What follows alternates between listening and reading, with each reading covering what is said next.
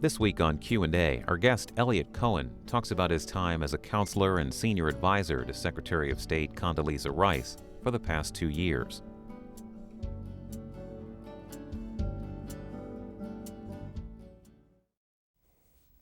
Eliot Cohen, on March 8, 2007, Tom Olmsted in U.S. News wrote the following: Secretary of State Condoleezza Rice's hiring this month of the prominent and prolific neoconservative analyst Eliot Cohen has Washington foreign policy watchers puzzling more than usual over what it may signal. Now, I remember when you were here once before, you didn't like being called a neoconservative. Still don't. Not primarily because I just hate being labeled. So, you were here in 2005, and we had no idea that you'd ever go into the government again. And since then, what did you do? Well, in February of 2007, Secretary Rice called me. It was a complete call out of the blue because we had known each other, but not really well. She asked me to come to her office for a talk. We talked about foreign policy things. At the end of the conversation, she offered me the job of counselor of the Department of State. It's a very interesting position. Not all secretaries have had counselors, but basically I was an undersecretary ranked official who was her senior advisor.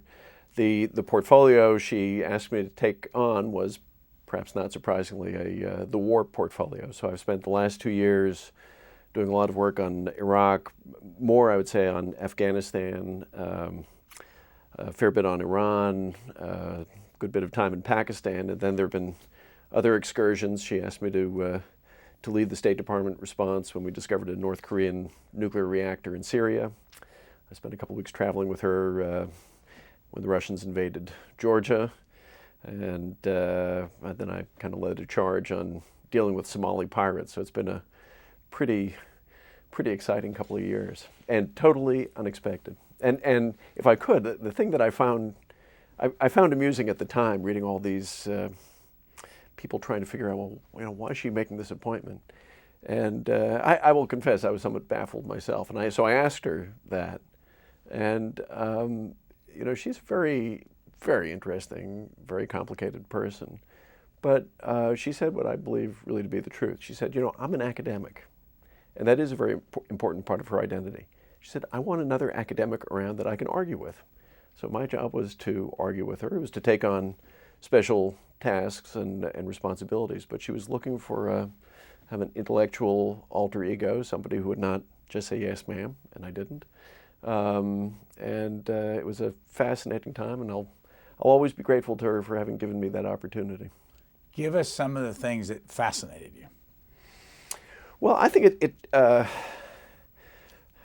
little bit like being an ichthyologist, and you get a couple of years to live as a halibut. You spend your whole life studying these things, and all of a sudden you're right at the center of them. It was fascinating for me, simply to be working closely with her, to be going to the National Security Council, to going to the sit room, the Situation Room in the White House, being embroiled in these quite high-level discussions about, say, what do you do about the fact that you've found a North Korean nuclear reactor in Syria, hammering out Afghanistan policy. So that was fascinating. I spent a lot of time traveling, particularly in Afghanistan. But every 3 months or so, I would go out to the theater with a few other officials, and the head of the delegation was the Deputy National Security Advisor for Afghanistan and Iraq, Lieutenant General Lute, and we would travel all over the place and see all kinds of people. That was quite extraordinary. It was fascinating for me to see how the State Department worked. I've been an academic my whole life, but I've spent a lot of time with the military, a lot of time on advisory panels and doing that sort of thing. The State Department culture is a very different culture. There's some similarities, but there are also great differences. So learning the State Department was a lot of fun too. I had established a lot of very close relationships, had a wonderful time, and I'm very glad that I did it. I'm glad to be back teaching. Well, for those who didn't see the book notes program we did 7 years ago and the Q&A we did 4 years ago, born in Boston, 13 years at Harvard, including a PhD that you got there, you taught there. Johns Hopkins, where you teach, are you back there? I'm back there and right in the middle of classes and having a great time. What's the most significant difference between the Pentagon and the State Department? I think the biggest one is size, but the fact of size makes a huge difference. State Department is, in absolute terms, I suppose you could say, pretty large, about 50,000 people, but the core of it is really about 6,500 Foreign Service officers. And you compare that to a Pentagon of literally millions. The Pentagon has resources. The Pentagon has airplanes. It has ships. It's used to doing big things in a big way. State Department is much smaller, I think comparatively, I would say starved for resources. There's some advantages to being small. It's more agile. I remember once we had to plan a joint trip she was taking with Secretary Gates, and I was getting anxious phone calls from an assistant secretary in the Defense Department where, this was, I don't know, about 3 or 4 weeks out. They had everything laid out for, where the secretary going to go, and, they hadn't heard yet back from the secretary's office. And I said, you have to understand, when she plans her trips, it's about 3 or 4 people sitting around her table in an office and saying, well, we're going to be in Berlin. Should we stop off in Cairo on the way to Moscow, or maybe go to Casablanca and then look in on Baghdad and then go to Moscow? And as long as we're doing that, let's go to Beijing on the way home. And that would be literally a week out. It was that kind of flexibility, very high quality people at the very top, but it's different kind of mindset. So I would say that's one huge difference, the difference in size. Because the difference in size also is, the Pentagon has a planning kind of mentality, and planning in the sense of, here's a task, here are the resources we're going to bring to bear on it, here's our way of working it through. The State Department, not nearly so much more improvisational, and of course, in some ways one of our largest products is, when I was a State Department official, one of your main products is words, which don't take up that much space. So you're in a classroom and you're trying to tell your students something about how this system works here. What will you tell them now that you wouldn't have told them before your State Department experience? I've thought a lot about that.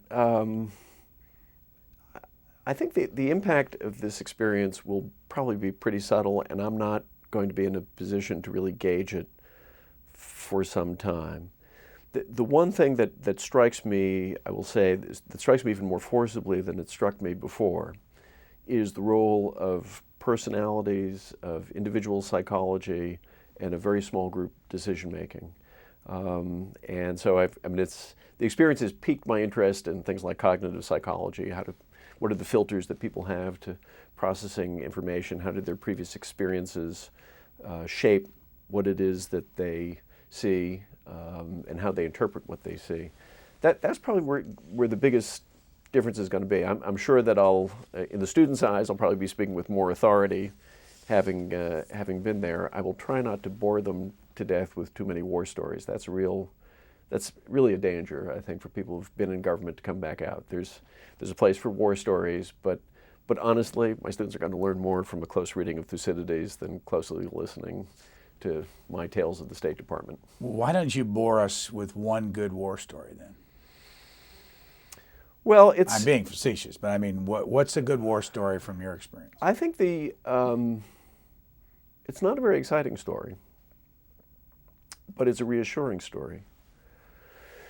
It was in the spring of 2007, and the secretary called me into her office, and she said, well, there are only 2 people in the State Department who know what I'm about to tell you. I'm one, and you're now the other. We think we've found this North Korean nuclear reactor in Syria. And my jaw dropped. I mean, I'd been reading a lot of high-speed intelligence, but this had not come up. It was kept in very, very narrow channels, which were just opened a little bit.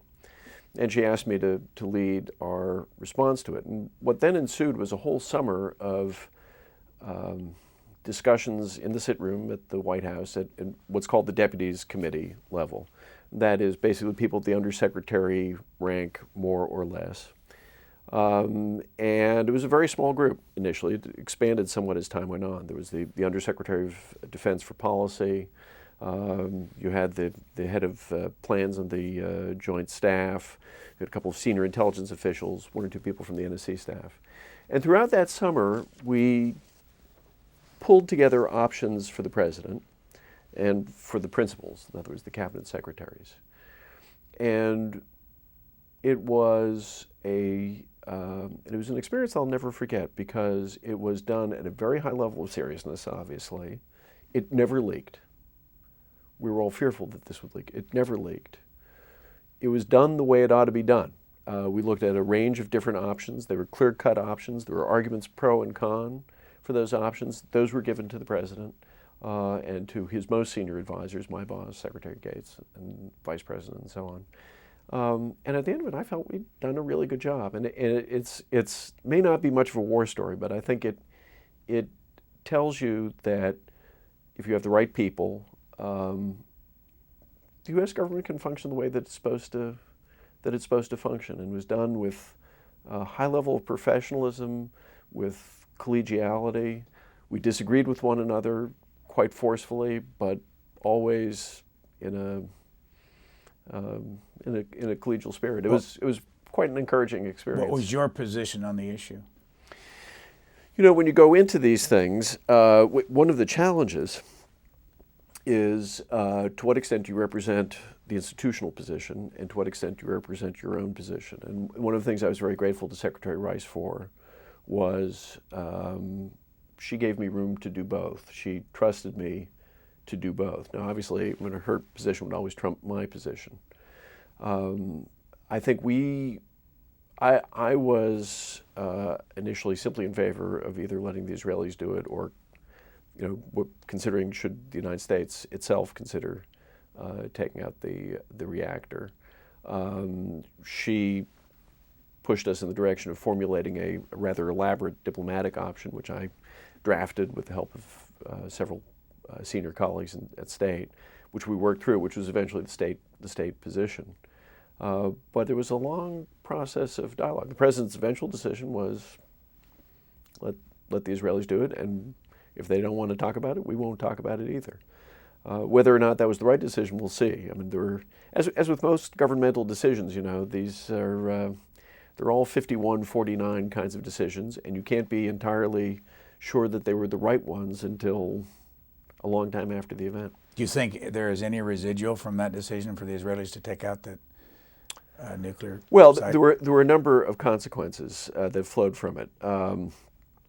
In one way, I think it was reassuring for the Israelis in terms of reestablishing some of their credibility after the Lebanon War of 2006, partly because they did it, but also partly because they did it and then were quiet about it. And to some extent, I think there was a sense that this is how the game is supposed to be played in the Middle East. You just do it. You don't talk about it. So there was that. I have wondered whether it was a good idea for us not to talk about it immediately in order to put the Syrians on the back foot and in order to put pressure on the North Koreans, who had behaved extraordinarily badly. And there was debate about that. The Israelis initially did not want this publicized.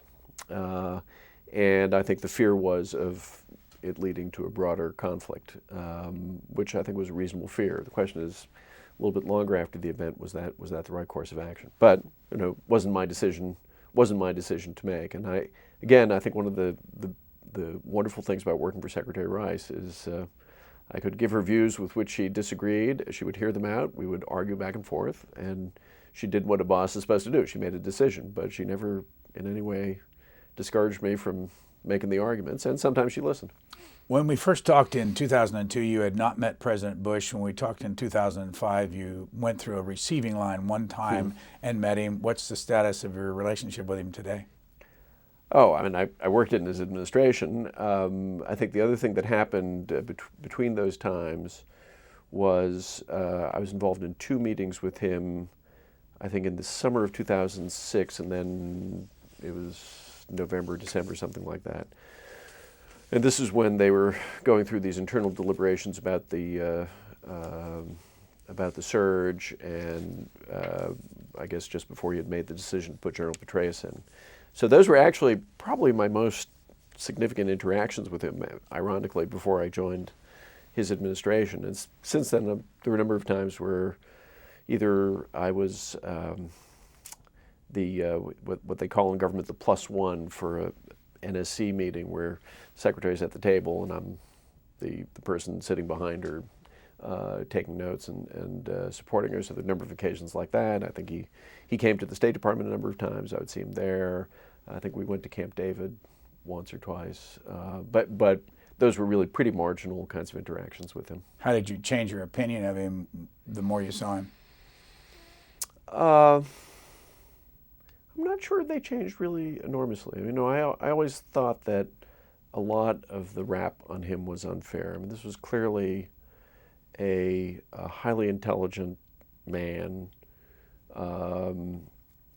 with tremendous determination. I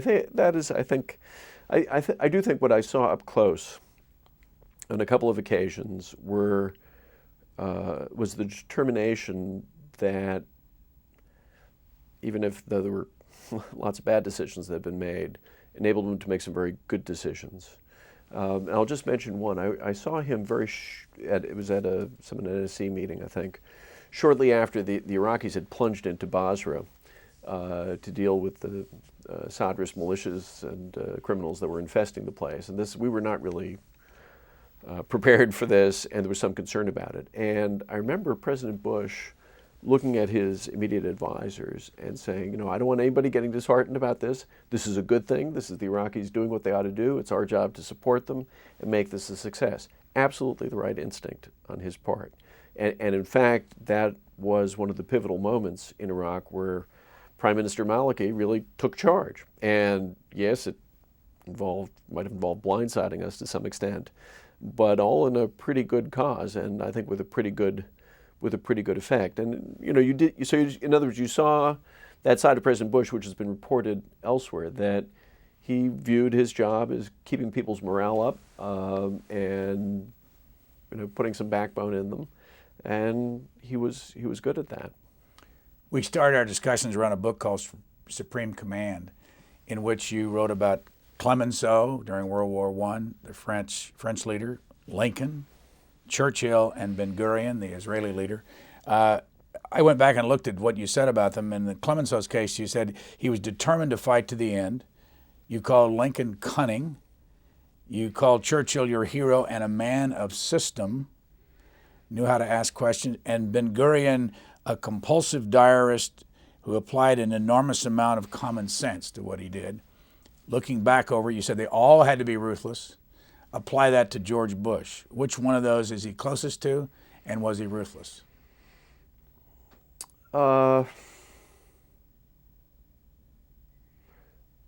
Well, I think his distinguishing characteristic as Commander-in-Chief was determination and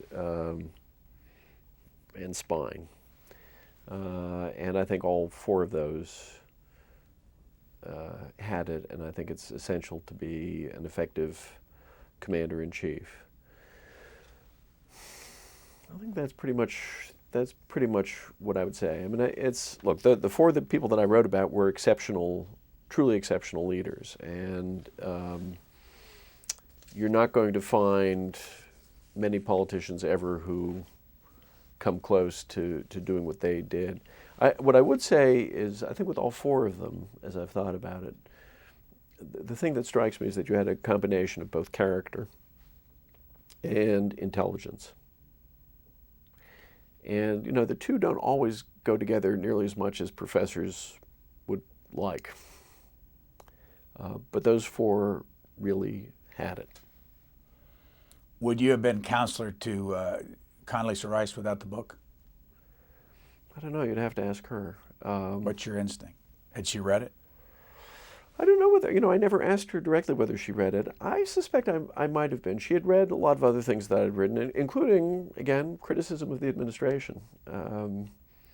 This is why, I found a lot of the speculation when she first hired me so amusing, because some people were saying, well, this is obviously a plot by Vice President Cheney to implant some sort of controlling element in the State Department. The other was, no, this is actually her way of warding off the office of Vice President or goodness knows what. And I don't think that's it at all. I mean, I think she was looking for an intellectual sparring partner. She'd read a lot of the other things I'd written about foreign policy, including a lot of things that were quite critical of the administration.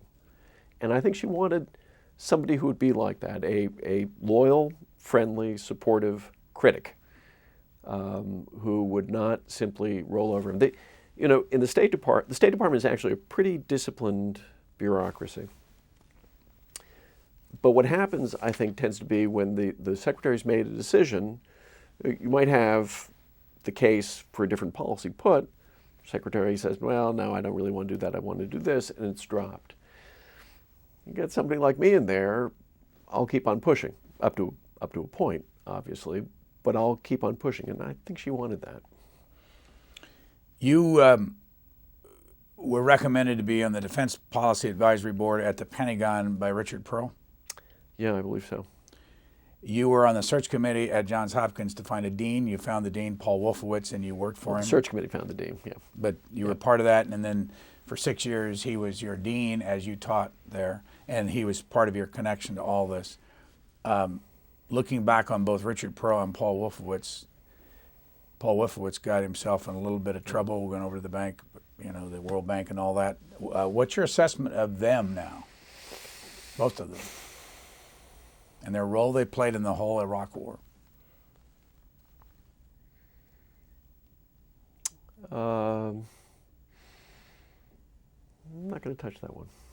I think they both, well, I'll say the following. I think these are both highly intelligent, patriotic men who were making the case for what they thought was right. And I agreed with them, and I was in favor of the Gulf War. I'm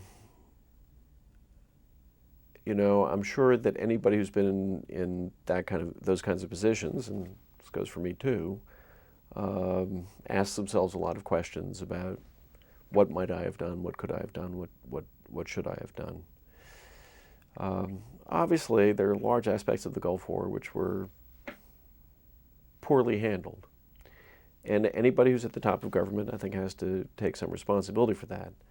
I do think from an historical point of view, when people look at this 30 years from now, when there's some sort of sequel to Supreme Command that gets written by a dispassionate historian, somebody who can be as dispassionate about this as I can be about Clemenceau, they'll see many causes of those failures, and they will see some of them rooted in individuals and individual decisions.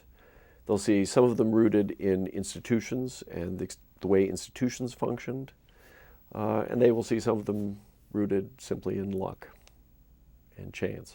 Have you seen either one of them in the last couple of years? Yeah, I haven't seen much of. I've bumped into Richard Perle a couple of times, Wolfowitz a little bit more frequently. But the truth is, when you go into government, you really submerge. I mean, I haven't seen most of my friends really in 2 years. It's one of the things I'm looking forward to, is just reestablishing connections. I was very, very busy in government, and the truth is, I wanted to be very focused on doing my job and doing it well. And the result is you end up losing touch with a lot of people. Give us an example of a day. Well, it's kind of hard to find a typical day, but let's say a day that I was in Washington.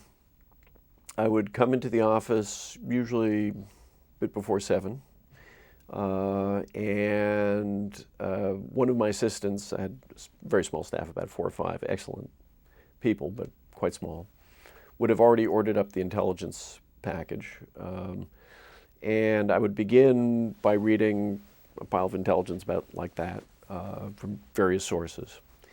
At 8 a.m., usually, the secretary would have a small staff meeting. It would be her immediate advisors. I'd be one of those. It would be people like the Deputy Secretary of Defense, the Undersecretary of Defense for Political Affairs, her Chief of Staff, legal advisor, a couple of others. Usually a lot of people were traveling, so you wouldn't have everybody there. But and then you would have a larger meeting 15 or 30 minutes later, which you'd have all the assistant secretaries. That first small meeting would be a good opportunity to float some large issue that was out there. That larger meeting of the assistant secretary, say at 8:30, was very instructive, because she would go around the room. You'd have maybe 30 or 40 people in the room, and you saw the range of issues that comes across the Secretary of State's desk. the status of a free trade agreement with some Latin American country, difficult negotiations with the Russians over, missile defense, some other set of issues involving passports, which is rather mundane, but that's the main point of contact between the State Department and the American people. And you would just see a tremendous range of things coming across her desk. And she was phenomenally good, I have to say, at keeping all this in her head, being able to make some quick decisions when they were needed. You'd have that.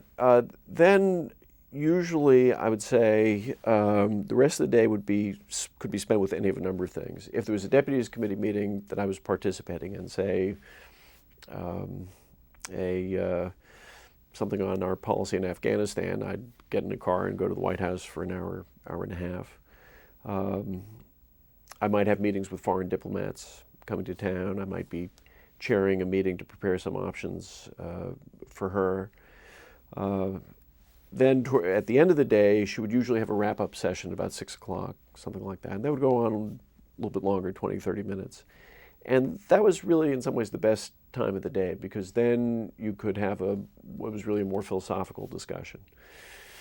Along the way, all kinds of things could happen. I might be called into her office if she was meeting with somebody else that she wanted me to be in on. I would go and talk to her about once a week for half an hour about a whole range of issues. But it was kind of hard to find typical days, because I might be on the road, she might be on the road. Some of it was driven by the immediate crises. Sometimes, for example, right at the end of the administration, I had the State Department lead on a very big review that we did of strategy in Afghanistan and Pakistan. So there, you're basically being held in house arrest over in the old executive office building, day after day after day. And of course, when you're on the road, it's very different as well. I won't pin you down on one, but name 4 or 5 outside influences on a daily basis, and basically talking about either intelligence information that came in or media information. 5 or so maybe media outlets that have the most influence on the State Department. Well, actually, given the areas that I was involved in, the most important influences were usually governmental, I have to say, rather than media. I had a television in my room. I would usually turn it off because I just found the images distracting, unless there was some real breaking event where you might want to have one of the news channels on. But by and large, not much. You'd scan the press clips in the morning. I would try to get to the Post, the Times, and the Journal, but that could be hard, actually.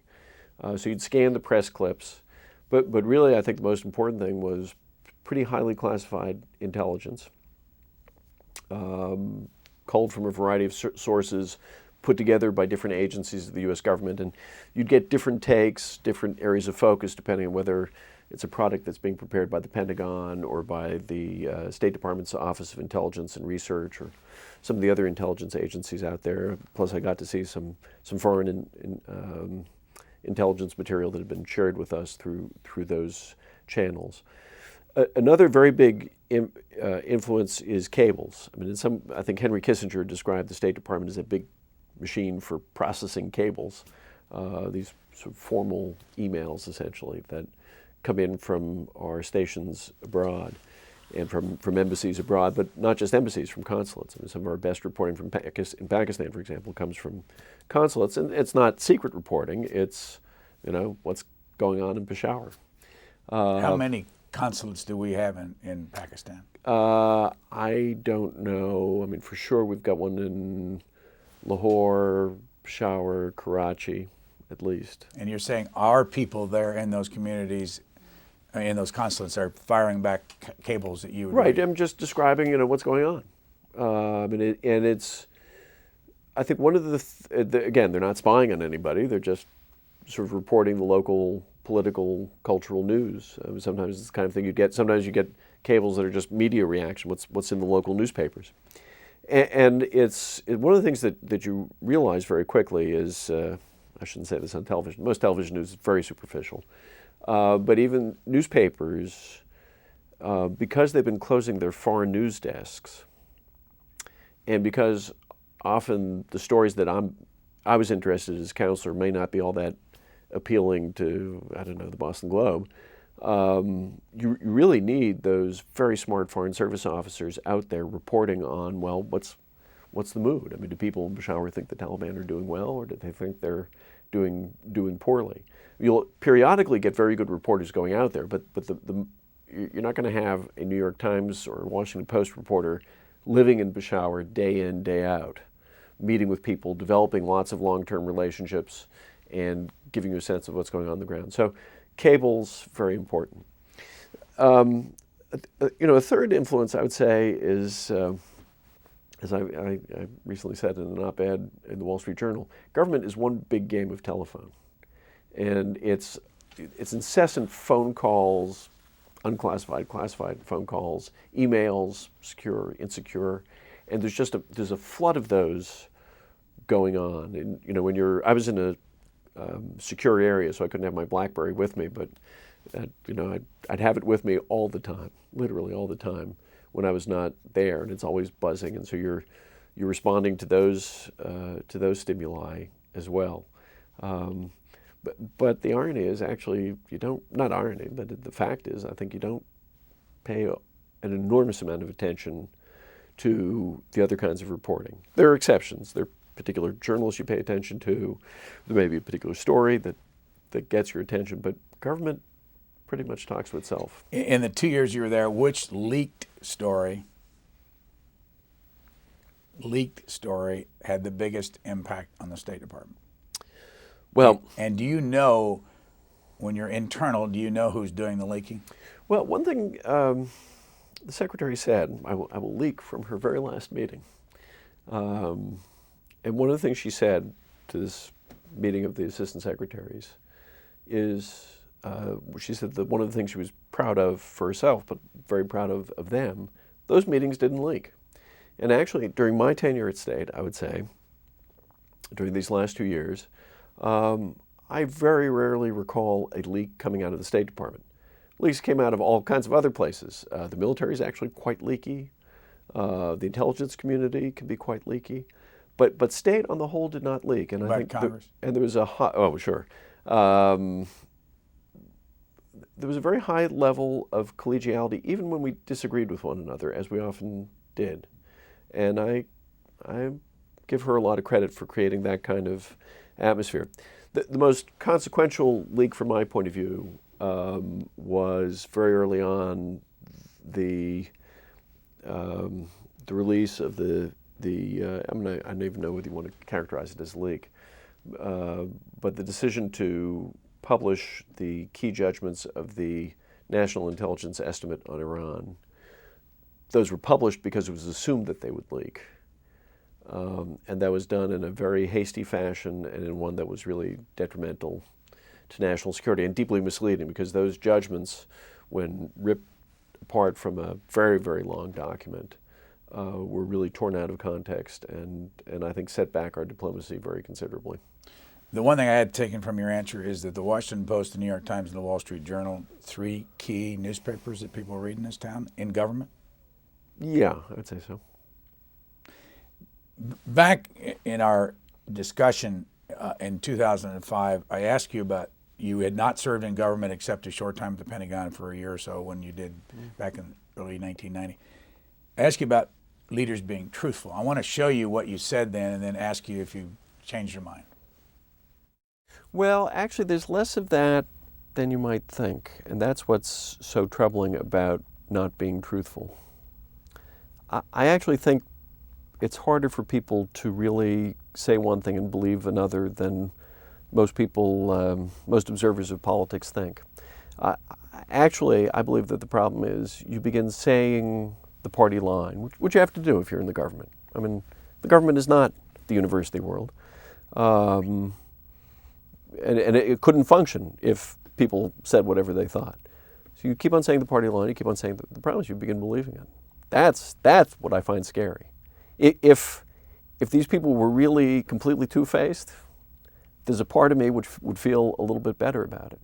But what is scarier to me, what was scarier, was a conversation, for example, I had with one senior person, where, you know, I was trying to say, look, you've got there's clearly a problem with the Sunni Arabs. They've been displaced. You know, they ran that country. That was where the elites were drawn from. And you have the Shia, and it's within the Arab context in particular. This is a very unsettling thing for the Shia to becoming dominant. And his response to me said, no, you don't understand, the Sunni love us. And I just thought he was out of his mind. And at first I thought, well, maybe he's just, you know, soft soaping me to get me off his back. And after a while, I realized he actually believed that. And that just struck me as so delusional. There really almost was no point in talking. It was 3.5 years ago. Well, you know what I take away from that that snippet is serving in government causes you to lose hair. So you personalized it. So I personalized it. No, I think what a brilliant observation on my part. I think it's very true. It can be carried to extremes. By the way, this is not an issue, I think, really primarily for or exclusively, I should say, for political people. It is as much an issue for the career bureaucracy. In some ways, it can be even worse. One of the roles that I played was to try to help the secretary figure out how we were doing in Afghanistan. And I early on came to the conclusion we were doing worse than a lot of people thought we were. And it was frankly very difficult to cut through the tendency to say things are fine, and people would say things were fine because there was, you know, a feeling that was sort of the line one was supposed to take. I mean, our policies are sound, therefore things are going well. We just need to do more of what we're doing. And I tended to fight against that. But what I said is right. People say things, and you say things often enough, you begin to believe them. I want to read what George McGovern said on Sunday in the New York Times. And it was kind of an address to the President, Obama. As you settle into the Oval Office, Mr. President, may I offer a suggestion? Please do not try to put Afghanistan aright using the U.S. military. To send our troops out of Iraq and into Afghanistan would be a near-perfect example of going from the frying pan into the fire.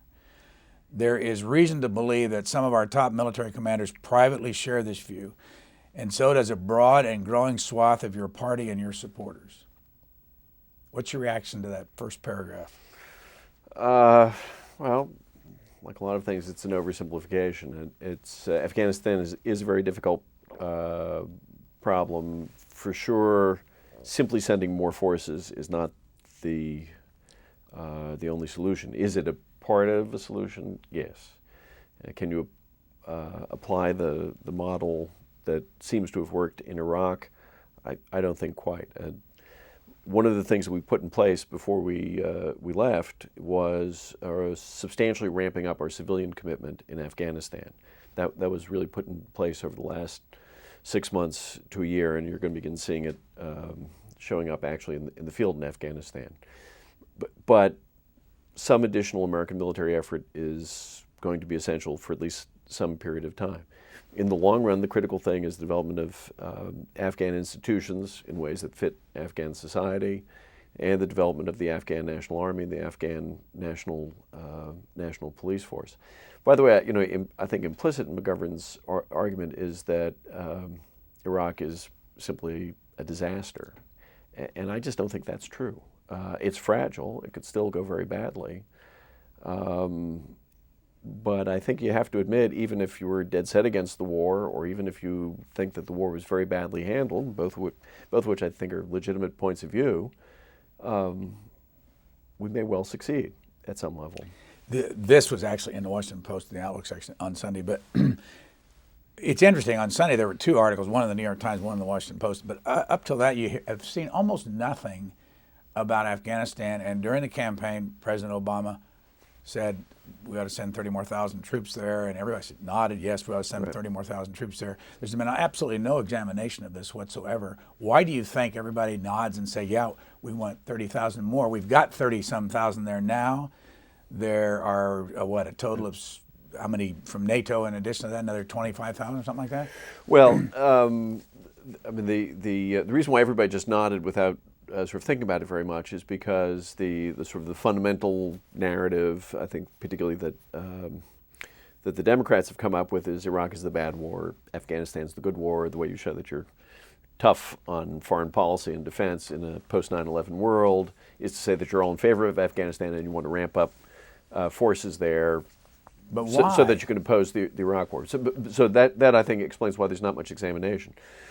If you look closely, actually, at Afghanistan and Iraq, though, you realize that Afghanistan is under-resourced compared to the problem. Let's just go through some basic comparisons. Iraq's a country of about 28 million. Afghanistan's a country of about 32 million. Afghanistan is a physically bigger place with much more difficult terrain. In Iraq, we've built Iraqi security forces of over 500,000, building up possibly to about 600,000. In Afghanistan, we're building to about an 80,000 man army. We're now going to bump that up some, and about a 70,000 man police force, so off by a factor of something like 4. In Iraq, you have today 140,000 American soldiers, down from a high figure of about 165, 170,000, who are exceptionally capable, are not under any constraints. In Afghanistan, you have about 30,000 American soldiers. You have a roughly similar number of other forces, most of whom are under all kinds of constraints about what they can do. Including Germans. Right. The Germans are in some ways the most constrained of all, which is why they're in a very safe part of the country. It's better to have them there than not have them there, but people should have no illusions that they are comparable to American forces in terms of what they can do, both in terms of what their actual capacity is, but also what their governments will allow them to do. So in that sense, Afghanistan has been under-resourced, and additional numbers of troops are a part, but only a part, of the solution. But I agree with you. I think the Obama administration is going to have to explain what it's doing, and I tend to think that they will. I mean, I think that's it's going to be in the nature of this presidency. But there are a couple of things right today. The Brits have taken a poll, and 68% of the Brits want their people out, their troops out of Afghanistan this year. The Canadians say they're maybe get out of this year, 2,500 troops from Canada. What do you make of there? 41 nations there. Some have a couple hundred. How can that work under NATO, American general running the show under NATO, and NATO being, you explain it, the UN's for this. How does this all make sense to you? Well, I do think we have to accept the fact that most of our allies have quite limited capacity. Some of them are very valuable. The French are making a good effort. There are some of the smaller allies who are actually quite capable, like the Danes. And of course, you have the British and Canadians. It is true, however, that for Americans, there's no question about the Afghan war, I think, and that's because of 9/11. This is not true for other countries, but it is definitely true for the United States. The Canadians went through a very difficult set of decisions, and we were involved in trying to help make the decision a little bit easier for them to extend their forces. I think it's through 2011 or something like that. And that's the commitment they've made, and I'm sure they'll stick to it. They are very good partners. They've gotten to something which is much tougher than they expected, but the Canadians have been very resolute. For the British, as I said, the Afghanistan is viewed as a somewhat better war than Iraq, but not a whole lot. I mean, I have to say, one of the things one wonders about is what exactly is going on with the UK. And British soldiers are still committed to fighting. British public opinion and British politics have changed. In some ways, the French are a somewhat tougher-minded lot. And one of the ironies, at the end of the Bush administration was we actually established quite good relations with the French government. I went with the secretary on her first visit to France under the administration of President Sarkozy, and everybody's favorite line from the trip was when President Sarkozy said to her something along the lines of, "Madam Secretary, I can promise you that this French government will only oppose you when we actually disagree with you." When you first came here in 2002, You had 4 children. You still have 4 children. One was, in those days, 20. One was 18. One was 16. One is 13. Obviously, your oldest is 27. The next 25. The next 23. The next 20. But when you were here the second time, we talked about an article you'd written in the Post about Iraq, and your son was due to go over there. I want to run just a minute clip of this and then ask you what happened to your son as a soldier in Iraq. I mentioned it to him first. He's just another second lieutenant. He's colored green the same way all soldiers are colored green. I don't want him to be a famous lieutenant. His job is taking care of his guys and doing his job. And he feels that way too, and that's why, one of a number of reasons why, I'm not going to mention his name or his unit or anything like that. And, I also want to make it very clear, in this respect, I am no different from hundreds of thousands of other fathers in this country. The one thing I'm quite conscious of is I've got a pen, and I can say certain things, and I was able to get this on the front page of the Outlook section of the Washington Post, and most fathers can't do that. Will you tell us his name now? No, I think he, is he still in the service? He'd prefer his anonymity. What I'll tell you is he's had 2 combat tours in Iraq. He came back as a captain. He did very well. He's probably going to stick in the reserves, but he's moving on to graduate education. Is he out of the service? Well, he's a reserve officer. I know he did special forces training and parachute jumping and all that back, because we talked about that. Is he 82nd Airborne? I'm gonna let him be anonymous, but I will say he had 2 combat tours, and so again, as I said in that earlier interview, my wife and I and his sisters and brother and grandparents and all that went through, I think, the same experiences that the relatives of any deployed soldier go through. Most of the time you're actually just fine and you're not thinking about things. And sometimes you have spasms of irrational fear. You look forward to the weekly phone call when you can get the weekly phone call. You can't always get the weekly phone call. You read a lot into what sound are you hearing in his voice. You have a great reunion party when he comes back. How long was he there the first time?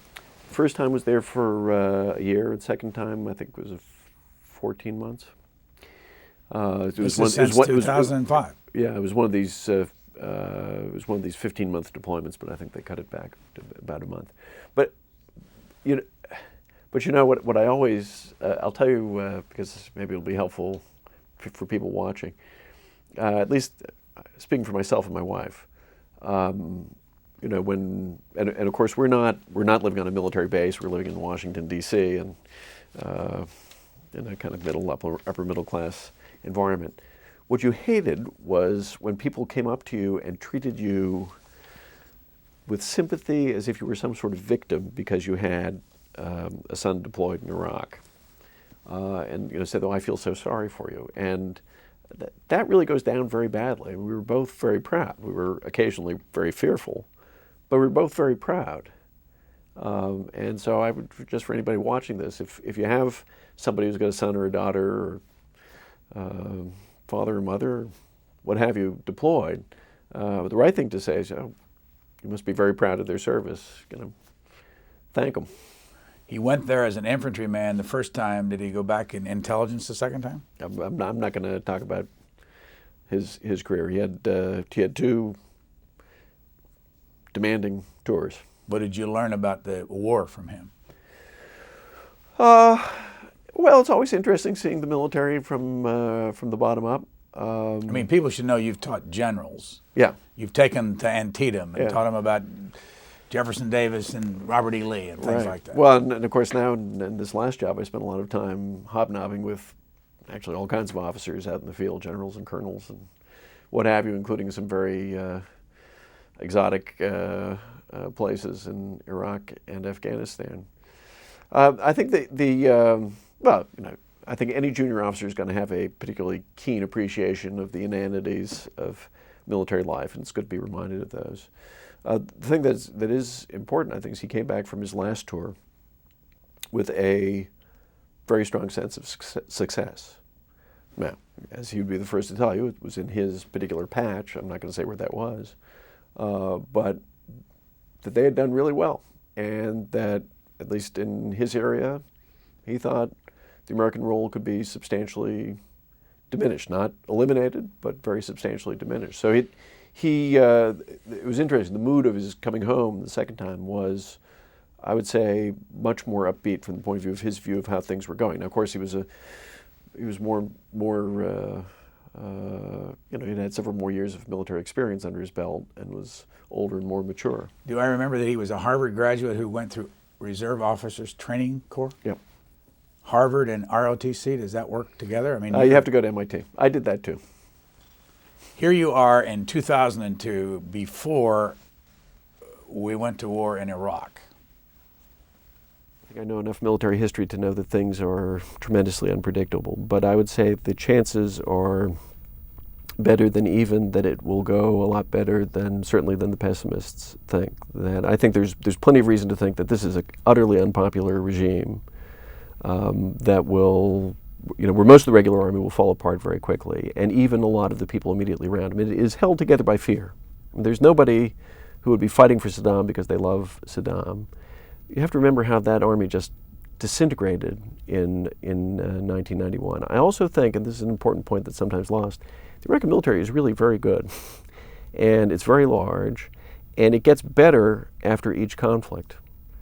What we did in 1991, you compare that with Yugoslavia, we were a lot better then than we were in 91. We were better in Afghanistan than we were in Yugoslavia, and we would be better in Iraq a second time around than we were in Afghanistan.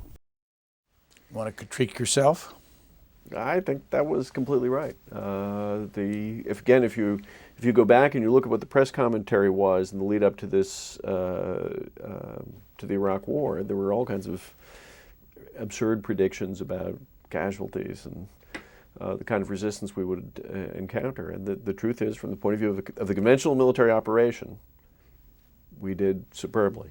What we did very badly at was being prepared to run the country after we had occupied it and to make the shift to counterinsurgency where counterinsurgency was going to be required. And I think that's a different phase. But as I recall, the context of the conversation was, how is the conventional war going to go? And the conventional war went exactly the way I thought it was going to go.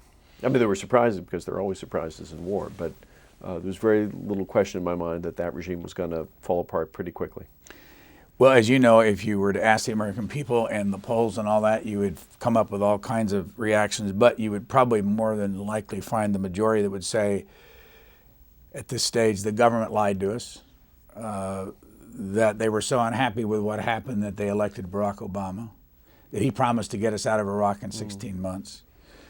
Depending on where you go, we've spent $800 billion, $1 trillion, $1.3 trillion.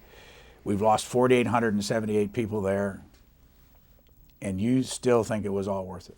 I didn't say that.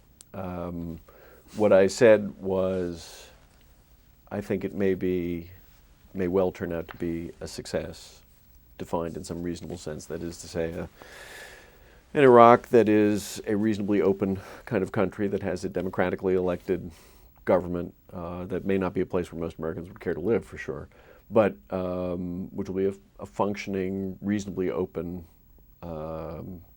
kind of country in the Middle East that'll be aligned with us. I think that's an entirely plausible outcome. Is the sacrifice worth it? That's a very different question. I don't know that anybody can answer that. I don't think it's correct to say, by the way, the government lied to the American people. I think the government didn't know. And for that matter... Well, let me make it clear, though. That's what people think. I know that's what people think, but I think they're wrong. I mean, the American government thought that there were weapons of mass destruction out there, and it turned out, as far as we know, that there weren't. The German government thought the same thing, and the British government and the French government. Look, I think there are a lot of criticisms you can level about the way we went to war. I always thought that, people who were against the war had a perfectly reasonable case, whether or not you agreed with it. There was a perfectly plausible case on the other side. But in any case, as they say, we are where we are, and it would be folly, which I don't think the Obama administration will do, just to walk away from this and let it fall into chaos. I think it's very clear that that's not what he's going to do. It was interesting to me how in the campaign the grounds shifted from being about Iraq, which it was initially, which was what it was initially as a live policy issue, to being essentially an historical issue, which is what it is. That's a pretty huge shift. I think there are all kinds of other reasons, by the way, why the American people elected Barack Obama, some of which have to do with his tremendous talents as a politician, some of which have to do with the economic crisis that's upon us, some Hurricane Katrina, all kinds of things. So I'm not sure I would put it all in Iraq, although Iraq is clearly a very important part of it. From what you know of people in government today, Barack Obama, Secretary of State Clinton, the new envoys to Pakistan and Afghanistan, Richard Holbrooke, Senator George Mitchell on his way to the Middle East, if not already there.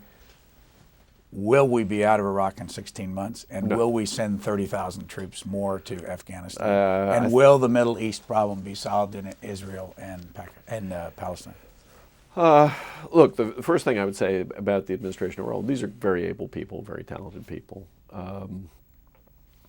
They're a good team. They kept some of the best people from the Bush administration, Bob Gates for one, but there are other people salted throughout the bureaucracy that they've kept on.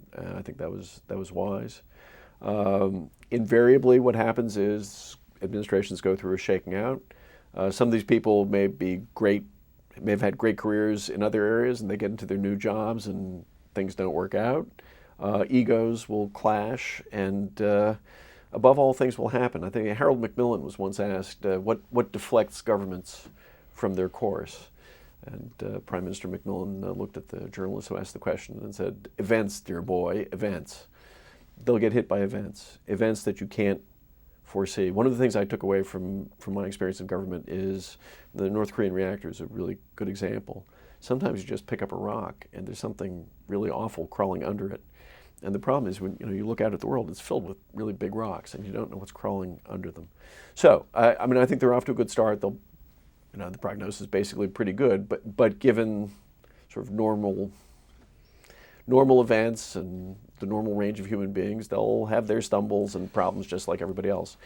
I don't think we're going to be out of Iraq in 16 months or anything like it. I do think there'll be a major troop increase in Afghanistan. I find it hard to believe that the Arab-Israeli conflict will be solved anytime soon. Are you interested in serving in government again? And another question, will you write about your experience this time in a book form? If this was to be my last experience in government, that's fine with me. By teaching and scholarship, I feel I'm engaged in public service. If I got it, I did not ask for this job. I got asked. If I was asked again, for something where I felt I could make a contribution, particularly in wartime, sure. And I felt really honored actually to be asked to serve and to be asked to serve in wartime. That was a wonderful thing to be able to do. And I'm very, very glad to have been able to do it.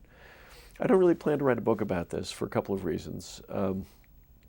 One is, it's one thing to make a contribution to history. It's another thing to do kind of kiss and tell sorts of memoirs. I'm not sure that my 2 years were so enthralling and fascinating that I really have to spill all that out. But more importantly, it was a very intense experience. I'd like the opportunity to digest it a little bit. I am sure that the experience will work its way into other things that I write and things that I say. And in some ways, I'd rather that come about indirectly than deal with it directly. For the moment, I'm viewing this as a book which I opened, I closed, I'm going to put it on the shelf. I may take it down again and look at it sometime, but time to move on to the next book. So if people really want to hear you, they have to come to Johns Hopkins and get into your classroom. They absolutely should. Eliot Cohen, we're out of time. Thank you very much. Thank you.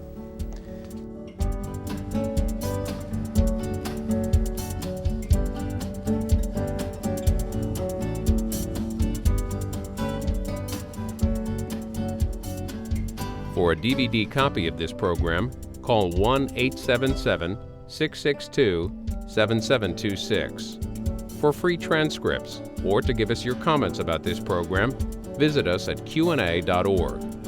Q&A programs are also available as C-SPAN podcasts.